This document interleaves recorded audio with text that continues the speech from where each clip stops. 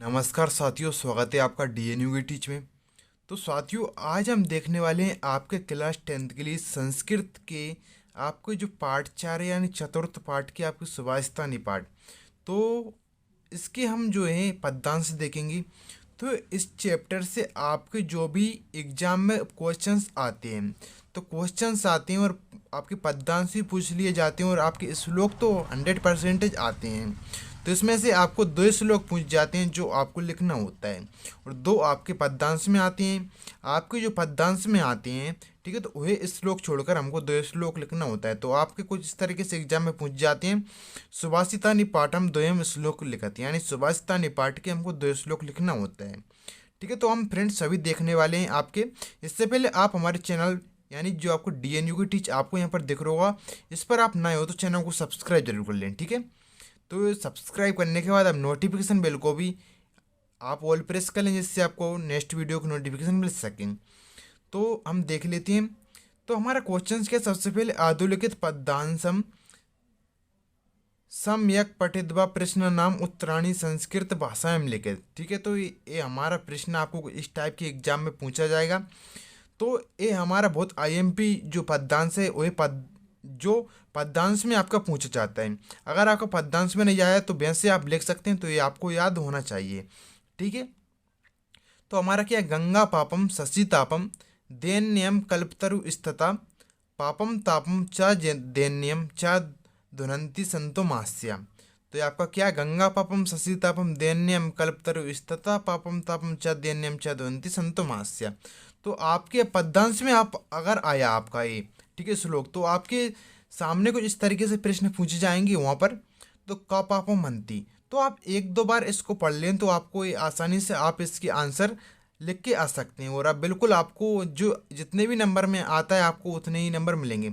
लगभग आपने ये पाठ कर लिया तो लगभग आपके 14 नंबर आपके पक्के हो जाएंगे। ठीक है, जैसे कि आपको 10 नंबर में आपको ये पद्यांश पूछ लिए जाते हैं, 4 नंबर में आपके श्लोक पूछे जाते हैं। ठीक है, तो का पापम हंति, तो आपको यहाँ पर होगा, तो किसको आपको यहाँ पर, जैसे कि आपको गंगा पापम शशि तापम, यानी गंगा किसको हरती है, पापों को हरती है, तो वही लिखना है। तो का पापम मनती, यानी कि आप किसको हरती है। ठीक है, तो आपको यहाँ पर का पापम मनती, तो इसमें आपको यहाँ पर पढ़ा आपने, तो गंगा पापम अंति, तो आपको यहाँ पर का की जगह क्या लिखना है, मात्र गंगा लिखना है। ठीक है, तो गंगा पापम अंति, तो ये आपका यहाँ से यहाँ तक हो जाएगा। ठीक है, इसके बाद हमारा शशि किम करोति, शशि किम करोति, तो यहाँ पर आपको दिख रहा हो शशि तापम दैन्यम कल्पतरु स्तता। तो ये यहाँ तक आप न जाएं, यहाँ तक ये देखें आप, शशि किम करोति, शशि तापम नाशम करोति, या आप तापम भी कर देंगे तो आपके बिल्कुल भी नंबर कैंसिल नहीं होंगे। ठीक है,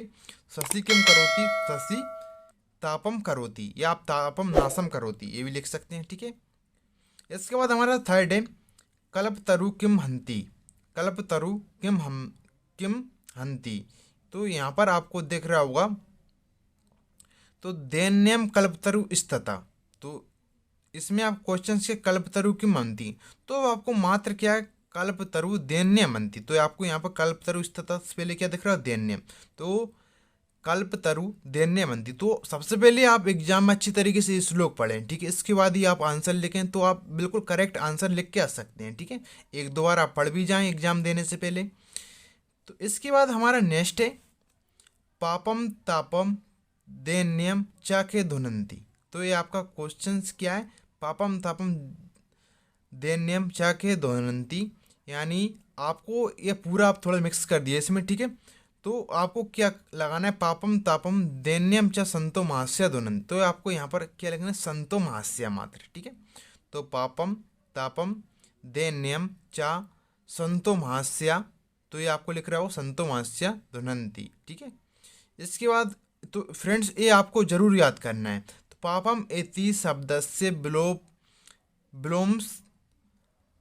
विलोम पदम लिखत, यानी पापम का जो विलोम शब्द होता है वही क्या होता है, तो आप जानते हैं पुण्यम, तो आपको ये जरूर याद रखना है। वैसे भी आपको पता होगा पाप का कौन सा होता है, पुण्य होता है, पुण्य का पाप होता है। ठीक है, तो ये आपको विलोम शब्द है, ये आपको याद रखना है। तो पापम को आपको संस्कृत में लिखेंगे तो आपका क्या हो जाएगा, पुण्यम। इसके बाद आपको हंति धुनंती इत्यस्मिन् पदे किम वचनम अस्ति, तो इसमें आपका कौन सा वचन है, हंती और धुनंती में, ठीक है। तो फ्रेंड्स इसमें जो हमारा वचन है वह एक वचन है, एक वचनम है और बहुवचनम है, ठीक है। तो ये हमारा श्लोक कंप्लीट हो गया। अगर आपका श्लोक एग्जाम में पूछा जाए तो आप अच्छी तरीके से एग्जाम में लिख सकते हैं अब, ठीक है। हम नेक्स्ट श्लोक देख लेते हैं हमारा। तो ये भी बहुत फेमस श्लोक है और एग्जाम में बार बार पूछे जाते हैं, ये दोनों बहुत फेमस श्लोक हैं इस पार्ट के। तो दानेन भूतानि वसी भवन्ति दानेन वीर्याणपि यान्ति नाशम परो अपि बंधुत्वमुपेदि दानई दारणम ही सर्वसनानि हंति, ठीक है। तो ये आपका श्लोक है। तो ये भी आपके जैसे कि पद्यांश में नहीं पूछा गया तो आप इसको लिख सकते हैं, तो आप बिल्कुल याद ही कर लें इनको, ठीक है। जिससे आपके संस्कृत में आप 90+ ला सकते हो इस तरीके से पढ़कर, ठीक है। तो आपको इससे पहले मैंने जो भी आईएमपी क्वेश्चन से पार्ट बाय पार्ट देता चल रहा हूँ, ठीक है। तो मैंने ये डाल भी दिए हैं, तो ठीक है आप उन क्वेश्चंस को देख सकते हैं। मैं उनकी लिंक आपको वीडियो डिस्क्रिप्शन में भी दे दूंगा। संधि भी मैं आपके लिए अपलोड कर रहा हूँ, ठीक है। संधि में मात्र आपको इम्पोर्टेंट जो है आपका, ठीक है, इम्पोर्टेंट ही मैं आपको संधि अपलोड कर रहा हूँ, ठीक है। तो आप उन संधि को देख लेंगे तो बिल्कुल भी संधि आपकी एग्जाम में बाहर नहीं जाएगी। तो सबसे पहले हम ये देख लेते हैं। तो आपका क्या है, भूतानी केन बसी भवंती, तो ये हमारे क्वेश्चन है अथवा करके। तो यही क्वेश्चन को इस तरीके से पूछ लिया जाता है आपको, दानन कानी बसी भवंती। तो आपको भूतानी केन बसी भवंती, तो आपको क्या लिखना है, तो दानन भूतानी बसी भवंती, यानी अगर भूतानी पूछे यहाँ पर भूतानी केन बसी भवंती, तो आप यहाँ पर लिखें भूतानी दानेन बसी भवंती, ठीक है। तो ये आपको आप पढ़ेंगे तो आप वैसे भी समझ जाएंगे, दानन भूतानी बसी भवंती। तो भूतानी कहानी बसी भवंती को आप लिखेंगे भूतानी दानन बसी भवंती। अगर आपका यही पूछे कई परोपी बन सॉरी आपका इससे पहले आपका यही है दानन कहानी बसी भवंती, तो आपको दानन पूछे तो आपको भूतानी लगाना है, भूतानी पूछे तो दानन लगाना है। तो दानन कहानी बसी भवंती तो आप लिख सकते हैं, आप नोट कर ले, मैं बोल देता हूँ। तो दानेन भूतानी बसी बनती, तो कहानी की जगह मात्र आपको क्या लिखना है, आपको वही लिखना है, ठीक है। तो क्या लिखना है, यानी भूतानी लिखना है आपको कहानी की जगह, ठीक है। हमारा सेकंड है दानई का बंधुत्व मुपेदी, दानई का बंधुत्व मुपेदी, ठीक है। और अथवा करके आपका के परोपी बंधुत्व मुपेदी ये भी पूछ लिया जाता है, ठीक है। तो दानई का पर बंधुत्व मुपेदी, तो यहाँ पर आपको दिख रहा होगा, ठीक है। तो हम एक बार वो पढ़ लेते हैं। तो यहाँ आपको क्वेश्चंस क्या है, दानई का बंधुत्व मुपेदी। तो आपको बंधुत्व मुपेदी से पहले क्या, परो अपी बंधुत्व मुपेदी, ये आपको एक साथ में पढ़ रहे हैं ना, परो अपी बंधुत्व मुपेदी दाने। तो दानई परो अपी बंधुत्व मुपेदी आपको ये लिखना है, ठीक है। तो दानई परो अपी बंधुत्व मुपेदी, और यही आपका इस तरीके से पूछ लिया जाए जैसे कि के परो अपी बंधुत्व मुपेदी, तो फिर आपको किस तरीके से लिखना है, तो फिर आपको लिखना है दानई परोपी बंधुत्व मुपेदी, ठीक है। थोड़ा चेंज करके लिखो थोड़े आपके, ठीक है। इसके बाद हमारा नेक्स्ट है दानेन कानी नासम यान्ति, दानेन कानी नासम यान्ति, ठीक है। तो इसमें आप अच्छी तरीके से पढ़ें। तो आपको यहाँ पर जो हमारा आंसर है, तो आप दानेन भूतानी बसी भवंती दानेन बेर्याणपी यान्ति नासम, तो यहाँ पर हमारा जो आंसर मिल रहा है इस पर दानस का क्वेश्चन था हमारा दानन कानी नासम यान्ति। तो दानेन दानेन बेर्याणपी नासम यान्ति, तो आप नासम है यान्ति आपका कहानी की जगह आपको लिखना है बेर्याणपी, ठीक है। और आपको ये इस तरीके से क्वेश्चन आ जाता है केन बेर्याणपी यान्ति नासम, तो आपको लिखना है दानेन, यहाँ पर केन की जगह आप नोट कर लें दानेन बेर्याणपी यान्ति नासम, आप पढ़ लें सबसे पहले इसको लोग को, आप इसके बाद आंसर दें, ठीक है। नीचे आपको फोर्थ है हमारा, तो दानई कानी हंती, दानई कानी हंती, तो इसमें आपको यहाँ पर दानई आपको सर्व सनानी हंती, तो ये आपको दिख रहा है ना, तो आपको वही लिखना है सर्वय सनानी हंती, ठीक है। इसके बाद हमारा नेक्स्ट है तो परो अपि इति पदस्य संधि विच्छेद कृत्वा नाम लिखत, तो फ्रेंड्स ये आपको थोड़ा देख जाना है जैसे कि आप एग्जाम में भूले ना, ठीक है। तो परो अपि, तो परो अपी में आपको संधि विच्छेद करना है और नाम भी लिखना है कौन सी संधि है।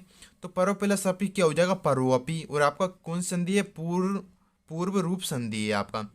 क्या नासम यान्ति, तो आपको जो मैंने आपको अभी बता रहा था आप श्लोक पढ़ लें, ठीक है। श्लोक पढ़ने के बाद आंसर दें, तो के नासम यान्ति। तो आपको श्लोक क्या था, दानेन भूतानि वसी भवन्ति दानेन वैर्याणपि यान्ति नासम।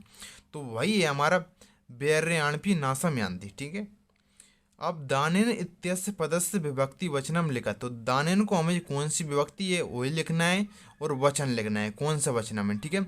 तो तृतीय विभक्ति है आपकी और एक वचनम है, तो ये आपको सभी बातें याद कर लेना है। नेक्स्ट हमारा वैर्याणपि इत्यस्य शब्दस्य संधि विच्छेदम कृत्वा संदेहे नाम लिखत। तो हमको वैर्याणपि की संधि विच्छेद करना है और हमको संधि का नाम भी लिखना है। तो जो आपकी वैर्याणी प्लस अपी की आपको संधि विच्छेद होगा और आपकी कौन सी यण संधि है, ठीक है ये। इसके बाद हमारा जो है नेक्स्ट श्लोक हम देख लेते हैं। जो हमारा नेक्स्ट श्लोक है वह अब है कुछ इस जैसा जो मैं आपको बता रहा हूँ। केऊरा न विभूषयन्ति पुरुषम हारा न चंद्र ज्वाला न स्नानम न विलेपनम न कुसुमम नालकता मूर्धजा वाण एका समलक्न रोति पुरुषम या संस्कृता धार्यते क्षीयन्ते खलु भूषणानि सततम भागभूषणम भूषणम। तो ये आपका श्लोक है, आपको इसके आंसर देना है। तो ये भी आपका पद्यांश से पूछ लिया जाता है। तो ये आप कम से कम इस पाठ के मैं आपको 4 बता रहा हूँ, जैसे कि आपके अगर 2 पद्यांश से पूछ लिए गए तो आप 2 श्लोक याद कर 2 श्लोक लिख सकते हो वहाँ पर, ठीक है। तो जो आपको अधिकतर हैं पद्यांश में 3 श्लोक पूछ जाते हैं, 2 मैं आपको इससे पहले बता चुका हूँ, वो आपका थर्ड जे है, ठीक है। तो आपका अगर इन दोनों में से आपको जो मैं बताऊंगा इसके बाद, ठीक है, इनमें से आपको पद्यांश पूछ लें तो आप उन दोनों श्लोक लिख सकते हैं, ठीक है। तो आपका क्वेश्चन क्या, फर्स्ट चंद्र ज्वाला हारा कम न विभूषयन्ति। तो चंद्र ज्वाला हारा पुरुषम न विभूषयन्ति, तो आपको यहाँ पर दिख रहा होगा पुरुषम। तो इसमें आपको क्या, चंद्र ज्वाला हारा कम न विभूषयन्ति, तो आपको क्या करना है, इसमें पुरुषम लिख दें, पुरुषम किम पुरुषम न विभूषयन्ति। तो ये आपको दिख रहा होगा यहाँ पर, ठीक है। तो सबसे पहले श्लोक पढ़ने के बाद आप आंसर दें इसके। वाण एका पुरुषम किम करोति, तो हमारा इसमें आप पढ़ लें, तो वाण एका पुरुषम समलग्न रोति करोति। तो आपको यहाँ पर बाण का समलम, तो आपको क्या पूछा, पुरुषम किम करोति, तो आपको यही भरना है, ठीक है, समलग्न रोति, ठीक है।